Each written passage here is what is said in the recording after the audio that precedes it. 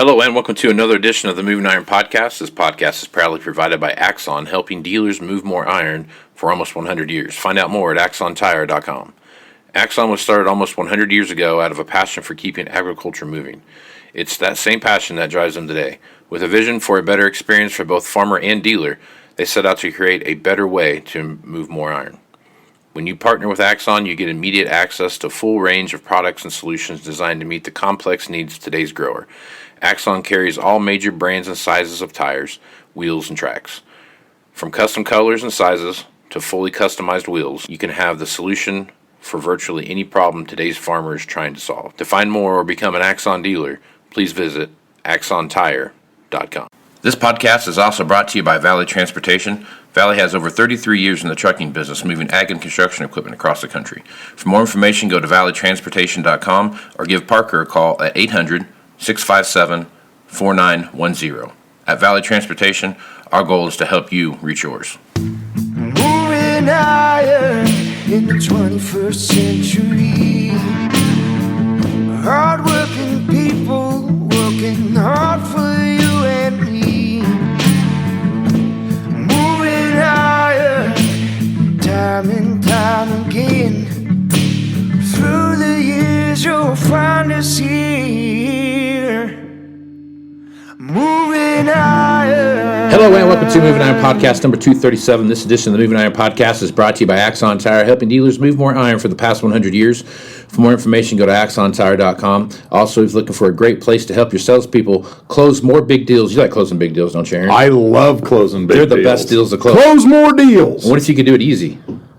Less interest. Less interest, you like to struggle a little bit? Yeah, I like to pull my hair out and beat my head against the wall. Then Arrow's not for you. It's not for me. If you want to do the opposite of what Aaron does and do something easy, then check out Arrow at heyarrow.com.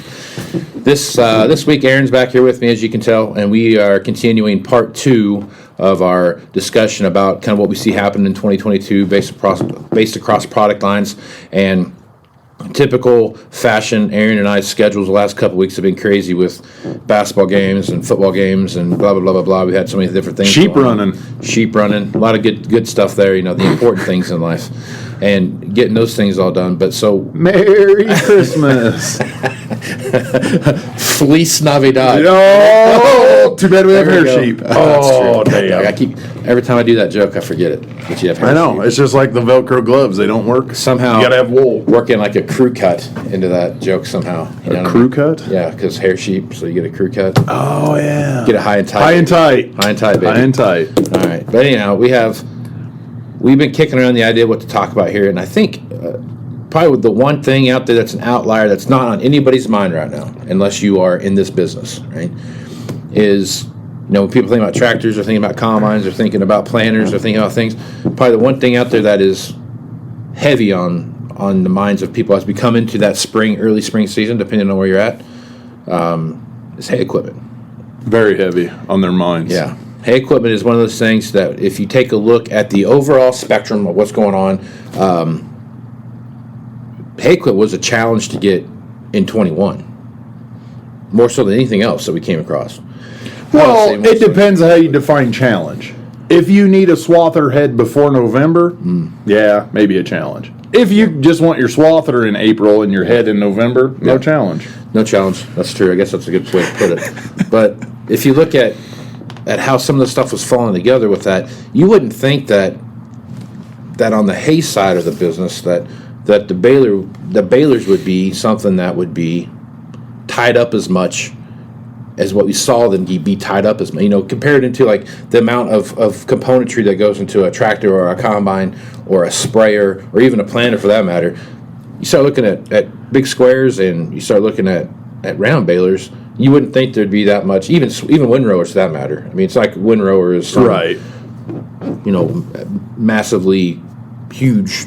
No, it's a fourth of a combine. Right. I mean, and it's not like there's not a billion moving parts to it either. Right. You know what I mean? It's not threshing components and it's not. I mean, it's got a head on the front, it runs it through a conditioner, and it kicks it out the back, and you see how fast you can do and hold on in the bumpy field. Yep. You know what I mean? That's really what you come down to. And you wouldn't think there'd be that level of amount of what's what I'm looking for here, issues with supply chain. Right. Because it's just engine powertrain, some gearboxes. It's. I mean, I'm Yeah. oversimplifying it here, but I mean, you get. No, you're right. Look at a parts list. There are way less parts on a swather, windrower, however, whatever you call it. Way less. I like to call compared it a to a swath combine. Huh? I like to call it a swath rower. Swath thrower. Yeah. You know what? That's kind of cool. Hashtag it. Hashtag it. Yeah. Stat that. Now, just as a disclaimer to the strictly livestock people like me, I'm one of the brethren. The reason that the hay equipment isn't on the front of everybody's mind is not because it's not important or we don't sell a boatload of it or anything like that. It's because what I just said. The biggest ticket in the hay world, minus and choppers. Right. We kind of split the two up. The biggest thing is the windrower. It is a fourth of a combine. Right. So it takes 4 windrowers of panic for 1 combine of panic because business-wise we look at numbers, not units and blah, blah, blah. Okay, so just that disclaimer out there first and foremost. Now, you're right. And what's funny, the shortage rocropoly, that's a new word too, rocropoly, Hashtag that. is based on overnight commodity prices, essentially. Yeah. Pretty much. Yep. Over month, over quarter, for damn sure. That doesn't affect the hay stuff directly. In fact, in previous years in history, the last 20 years, personal experience, it's opposite. When you have good commodity prices, that stuff gets tight, but hey, we got lots of balers and swathers to sell. But also, if you looked at the correlation between commodity prices as in the grains versus the livestock, Right. Commodity prices go up, livestock values go down because cost of feed and everything else. So there's like that yin and yang there. To a point, then they eventually start Yeah. getting pulled up with, like we saw in the 12-13 era.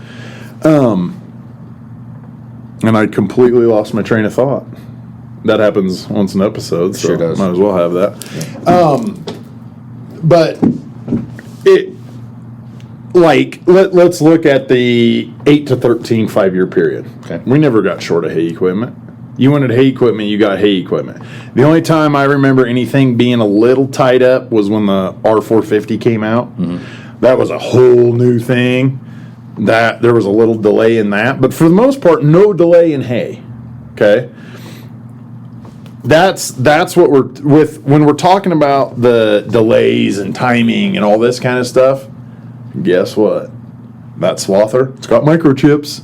It can auto steer. Yep. You know, you run into that the COVID supply issues, puke in your mouth, same story for the last 3 years, is what's affecting the hay so much right now. Right. To the point of it might be the most concerning, I was going to say scariest, but the most concerning equipment grouping for next year. And I would agree with that to some extent. I think there are, and you know, when you listen to part 3 and 4 of this, you'll get our other opinions on that. But I think when I look at the hay equipment side of the business, I think it's the fastest rebound Absolutely. than everything else is. Right? Absolutely. I mean, it's going to have. When you start looking at all the componentries that go into that, more of that stuff's going to become more readily available. I could see the round baler side of it rebounding quicker. Now, I might be wrong. So I just wrote an article for Farm Equip Magazine. It comes out. Well, we are in prime company, I guess. hey, look out where you might trip over that name I just dropped. You might. I might. And anyway, I might. so I guess article I have coming out, I kind of talk about this a little bit, kind of where I see this happening. And clear back when this first happened, I thought, we had an 18-month run and we are going to see some things happening. But I really believe right now we're through 2023 before we see anything. Mid-23 to the third to fourth quarter of 23 before we really start seeing any real relief in sight. Is my opinion. Just Which part of 23? Third and fourth quarter. Okay. All right, second half of the year.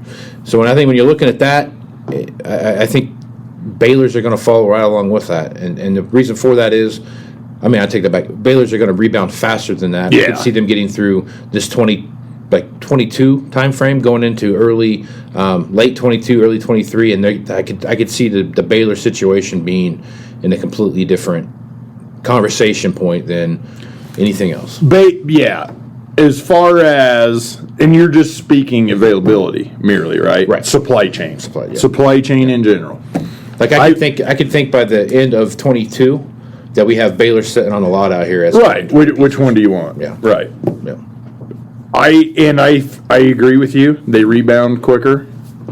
And the supply issue round Baylor wise, I could see being fixed pretty quick. Just like tillage. Oh, sure. Yeah. Both of those do not have an engine. Right. A transmission. That's why, and when I'm talking about hay being scary, I mean windrowers. Right. Windrowers, first and foremost, then I'd probably say big squares, then rounds. Right. So without the engine piece of it, okay, where they don't have engines, they don't have cabs, they have no wires to speak of compared to those. And that's where so many of the holdups are going. Not just the chips, but it's like everything in that specific realm is a crap show. Right. And the implements, mind you, outside of planners, because what has more wires than a planner? Nothing. Not much. Not nowadays. Yeah. I think that's why that rebounds. I think that's also a little bit of a portion of why in the used equipment market they can rebound from a downturn so quick also. Right. Not because they don't have wires on them, but because they are a whole different facet of that inventory for the supplier, for the manufacturer, for the dealer, and for the user, the producer. The one thing too about the rebound, as long as you have the supply chains, the other part of the rebound that is so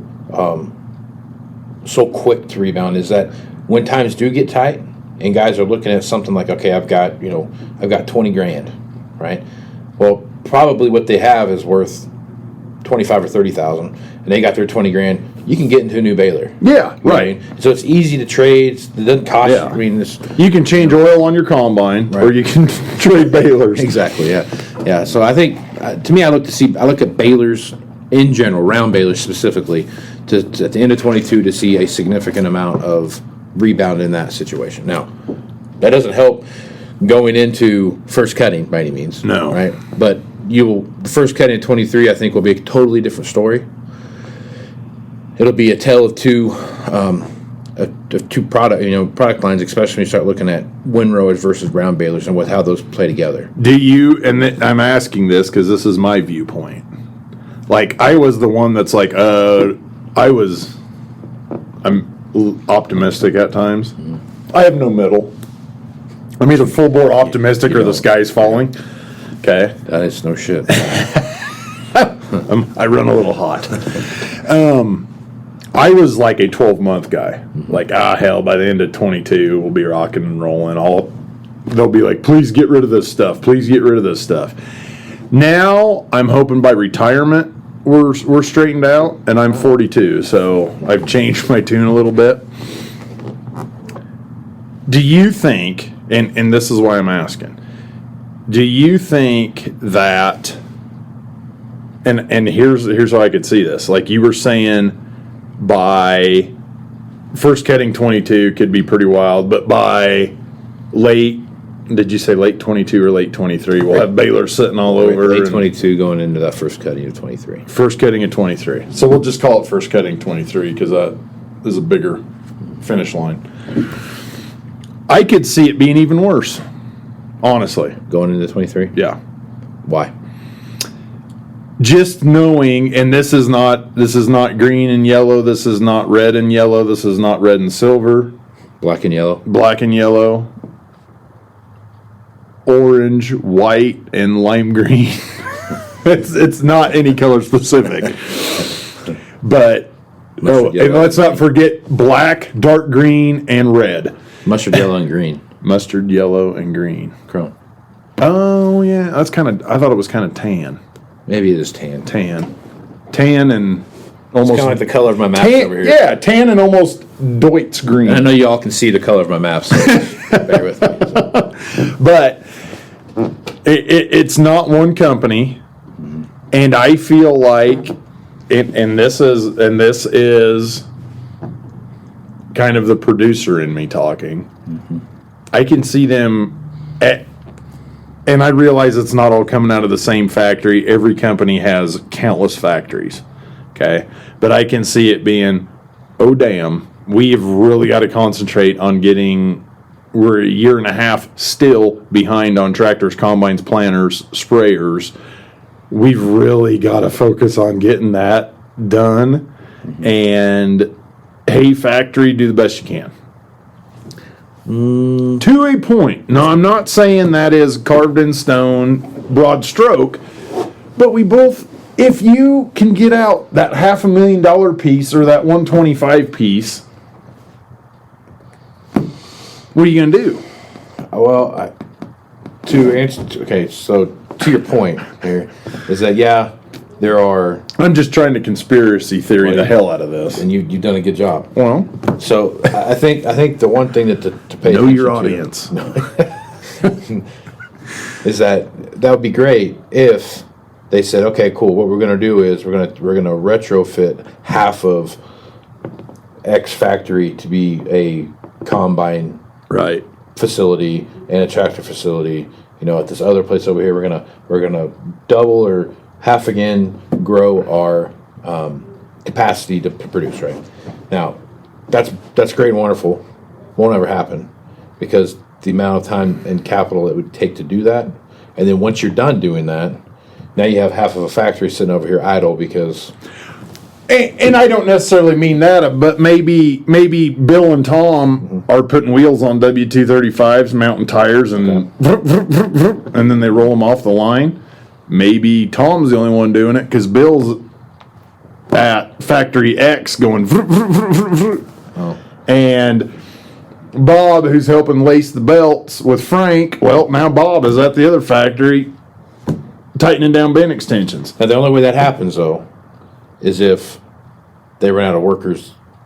They don't have the workforce to support because there's only so much capacity. Oh, funny you mentioned the workforce. What's the number one problem in this world right now? The workforce. There is a workforce issue, labor issue. You think? But now now here's the deal though. Now you're jeopardizing one for the other, right? And if you have a customer base that is, whether they're a combine buyer or a round baler buyer, you know, there's only so much time they're going to be like, I'm willing to wait for that. Okay, first of all, this is entirely all make-believe. Right. So let's go to September 1st, 21. Okay. Okay. At that point, dealers are selling tractors that you get in 23, Okay. regardless of color. Combines, planters, whatever. It doesn't matter.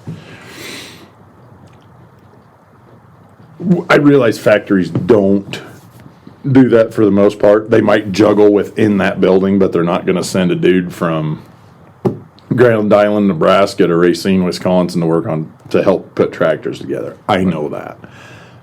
But there are different levels of that, for instance, within the building. Oh, sure. Different stuff going on. Yeah. Anytime anything different goes on, push it back, push it back, push it back, push it back, push it back. It might be different for a day. That might push shit back 2 weeks. As far as out the door, Sure. Yeah. till that is all caught up. That is what I'm getting at. Okay. I'm sorry that I went so beyond Thunderdome with that, with the mindset, but that's what I was getting at. That makes sense. That makes sense. You're it's just like on the farm, okay? You got 3 hired men, you got 6 jobs to do. What are you going to do? Right? What do we got to get done now? Right. Okay? Yep. That was the angle I was going at. That's good. No, I understand. Does that make more That sense? makes a lot more sense. Yeah. Are you less argumentative now? Way less argumentative. Terrific. The one thing I will say though about this, and you know, when I look at, so we've got kind of the back half of this podcast here for more of a macro level. We start looking at things. I don't think we see another used equipment problem until the next decade. Oh my God. Like 2030. Did you just say that? Yeah. Oh. Whew. Till 2030. And here's why. We've got, if my 3-year thing is right here, that we're going to see these 3 years of incremental supply, but not like all of a sudden we're selling in to a big pile of equipment. Okay, but when does your 3-year calendar start? Like right now, like 2022, basically. Yeah. 1/1/22. Yeah. So you're saying till 1/1/25 Yeah. So I think for any kind of just mundane normal. right. Before any kind of mundane normal, 1/1/25. We're talking 2019, Okay, right? by 25. By 25, I think it's going to be more like 2008 inventory level wise, Okay. right? And the reason I say that is you have this You got enough to sell, but it's healthy. got enough to sell, but it's healthy, but you have enough demand that it's keeping it Right. turning on the Turns. keeping it turning, right? You're keeping it turning. So if that happens, right? So you'll have these 3 years of getting through all that, and then you'll have another 3 years of building up your inventory. So now you're looking at 2028, 2029, There you go. 2030. We have, 22 plus 6 is 28, so you know, you kind of look at it prospectively from there. That's when I think we start having that. We start having 2012 conversations in in 29. 2027. 27, okay. What are we doing? We got to slow all this stuff down because there's this, the old saying of, we had a hell of a party through 2014, and then all of a sudden, a hangover That punch got sour fast. and it went sideways quick, and mom and dad came home before they were supposed to, and next thing you know, you're trying to explain why there's 15 people passed out in their bed. You know what I mean? It's like that kind of thing, Mm-hmm. So you have all of this happening. I don't think we see another real inventory. Oh my God, we need to get a hold of the auction companies and see who's going to give us the best deal on this auction that we're having. Till 2030, 2031. Okay, so what I need to be concerned with right now is the 2028 870? It'll be interesting to see what they come up with there. So, Because that would be at that time the modern day 2012 670. right. So now I think there's a couple things here. The big overarching situation is a lot can happen between now and then when it comes to how interest rates play into what we see The happen. entire world. You know what I mean? Like interest rates really start to kind of come into factor when you start looking at that. If we go from having 3.5% interest rates to 6.5% interest rates, that dramatically changes things. Oh, God. Now, all that being said, That's farm sale. 8 years from now, when we start talking about equipment, we're talking about equipment that's driving itself Maybe. in some level of thing. Right? Well, it has been since 2000 for that. But I'm talking like Nobody in the cab. Right. Autonomous. It's still- You're talking full autonomy. I'm talking like there's still a cab and steering wheel, and you can, if you choose to drive it, you can. Like our demo rig, that green cart tractor thing. Just like that. Something like that, more along like a drone style. You're there, but you're not in it. Exactly. You're controlling it like from another tractor type of thing. Right. Now that's going to change the way That's already there. It is. That's going to change the way equipment inventories take a look at each other. In my opinion, that idea of driverless equipment, whatever that looks like and whatever that is, that changes the way people look at how often they need to trade their equipment. I get it. But I can also see the biggest, and this is one of those boots on the ground things. The biggest impact we're going to see is, and I know it's always been this way, it's getting worse and worse every single day that passes. The world of agriculture. The world. What about it? The number one country that I have sold to for exporting the last 3 years is China. Oh, well, sure. You have China is buying ground all over the world. They buy enough machinery. They make their own stuff. Yeah. things get bleak here fast. Bleaker. The one thing that Early 19 wasn't a lot of fun. the one thing that the United States has over a lot of the other countries in the world is our ability to produce agricultural products. And Americans. In America. We have Americans. America has Americans. Russia doesn't have Americans. China doesn't have Americans. Right. That's why we are America. Because of us. This is one of those times I wish I had one of those buttons that made a cricket sound. Because that would have been a great point. No! At that. That's why we're America, because of us, the people. That's Right. what makes this country what it is, George Washington. Yeah, I get it. I'm tracking. There you go. They don't have that. Right. I understand. So, but what I'm getting at is our ability to produce food. That's one thing that we export more to the world than anybody else does. Absolutely. Right. So now other countries are coming online. You look at Brazil, right, and you look at countries like Argentina. and like South American countries and African countries, right? Yep. What are the one thing that they have that they don't have that we have? Infrastructure. Infrastructure. Of any kind. Right. I mean, their infrastructure thing is a big deal. Right.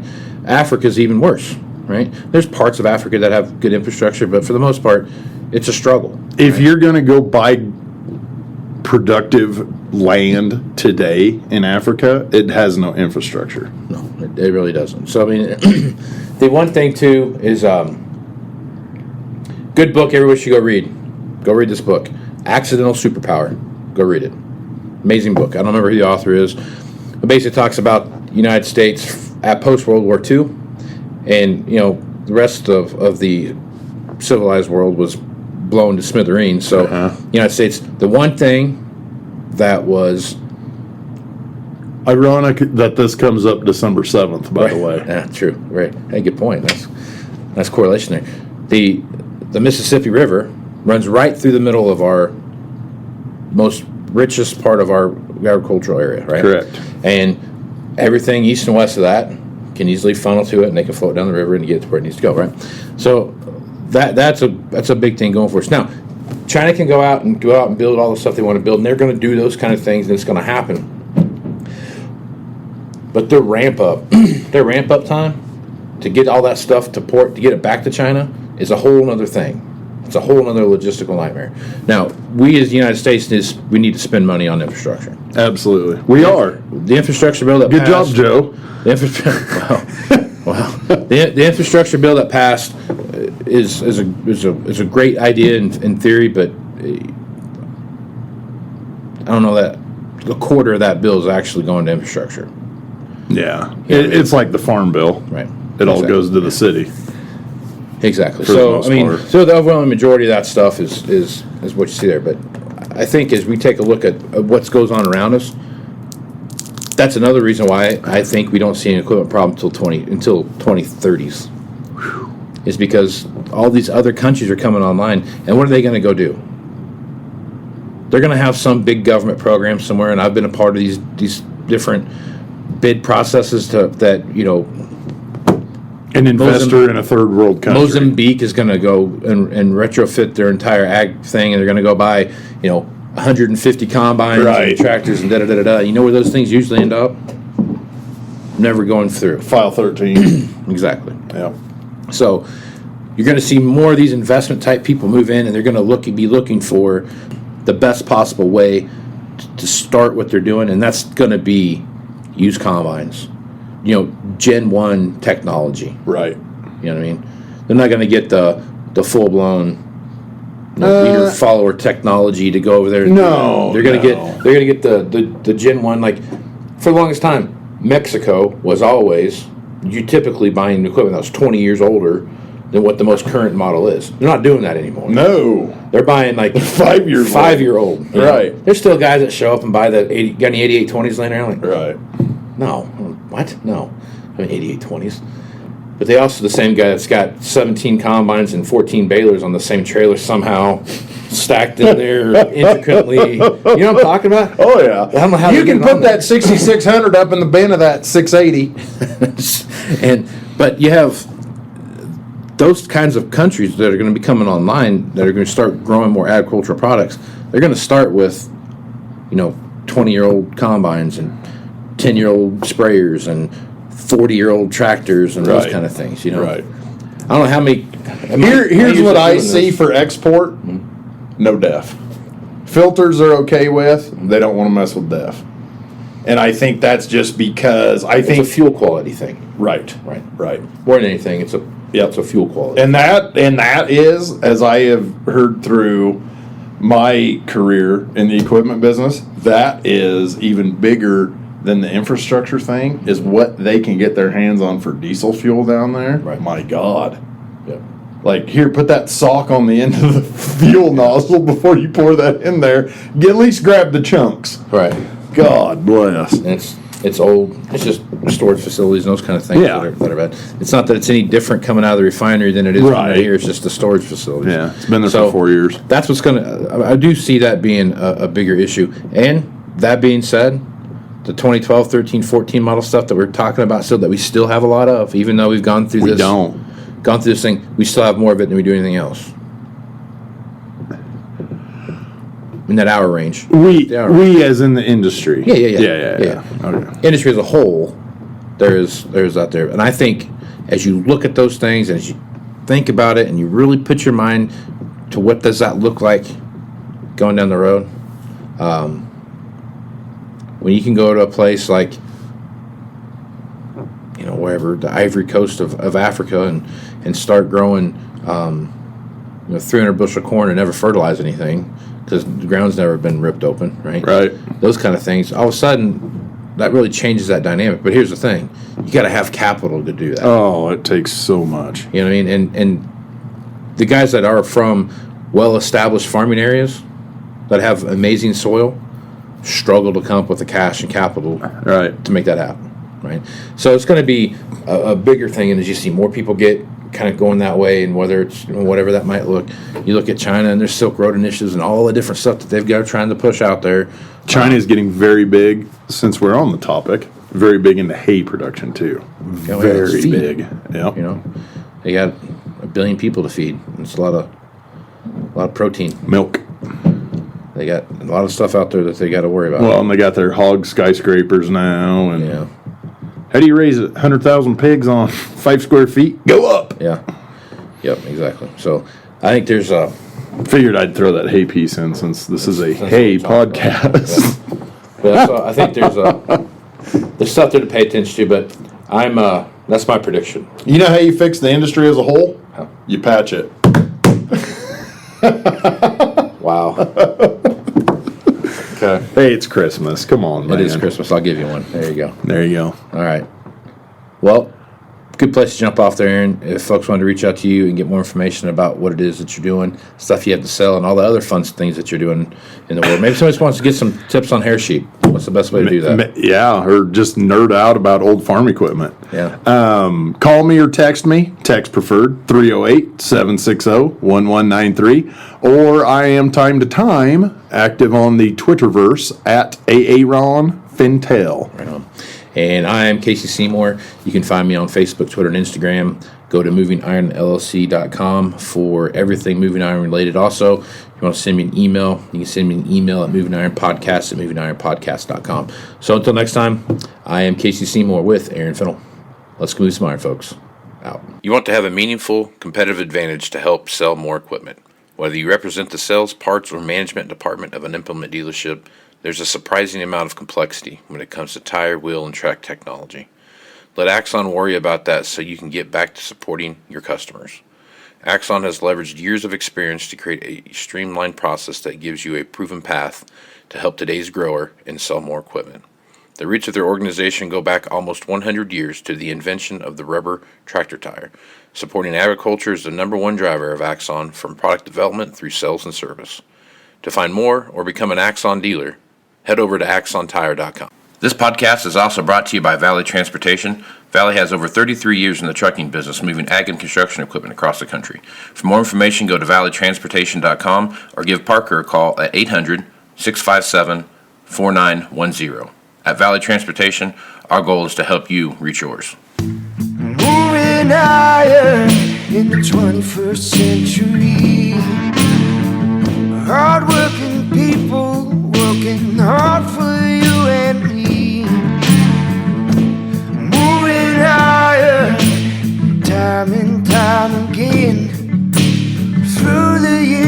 you'll find us here.